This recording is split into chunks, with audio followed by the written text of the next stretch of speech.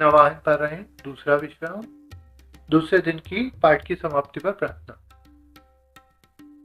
आदि प्रकृति विधात्री कल्याण स्वरूपा सकल कामनाओं तथा सभी रिद्धि सिद्धियों को प्रदान करने वाली हे माता, मेरा आपको कोटि कोटि प्रणाम।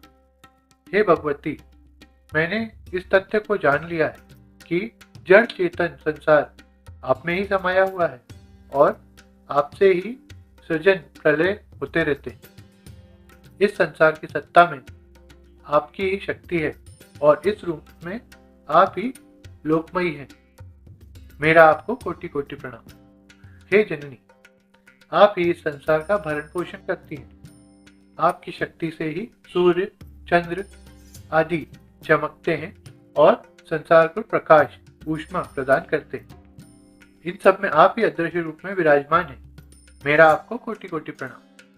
हे माँ, मेरी आपसे यह विनती है कि मेरा मस्तक सदा आपके चरण कमलों में नत रहे, मेरा चित्त सदा आपके रूप सौंदर्य से शास्त्र रहे, मेरे कान में सदा आपके गुणों के उच्चारण की ध्वनि आती रहे और मेरे नेत्र आपके चरण कमलों के दर्शन करते रहे। हे माँ, मेरा आपको कोटि कोटि प्रणाम। हे जगदम्बे, आपके बिना इस संसार की कोई सत्ता ही नहीं। आप ही इस समग्र जड़ चेतनमय संसार में व्याप्त हो रही हैं।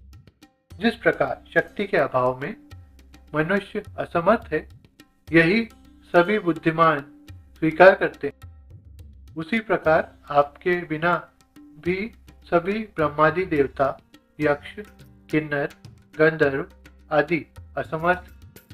मेरा आपको कोटि कोटि प्रणाम।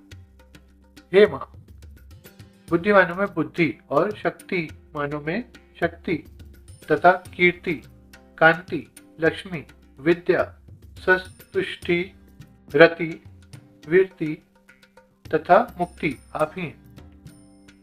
आपकी ही विभूति का सर्वत्र साम्राज्य है।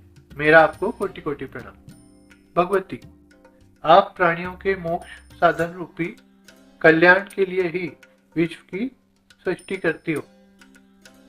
वस्तुतः जिस प्रकार समुद्र की उन्नत लहरें उसकी अनंतता को ही प्रकट करती हैं, उसी प्रकार यह विधि रूपा सृष्टि भी आपकी शक्ति का अणुप्रदर्शन मात्र ही है।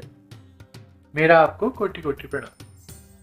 हे विद्या स्वरूपा देवी, हे कल्याणकारिणी, हे सकल अभिष्ट प्रदान करने वाली माँ, मैं आपके चरणों में नतमस्तक होकर आपसे ज्ञान के प्रकाश की याचना करता हूँ। माँ, मेरा आपको कोटि कोटि प्रणाम। आगे है तीसरे दिन का पाठ प्रारंभ।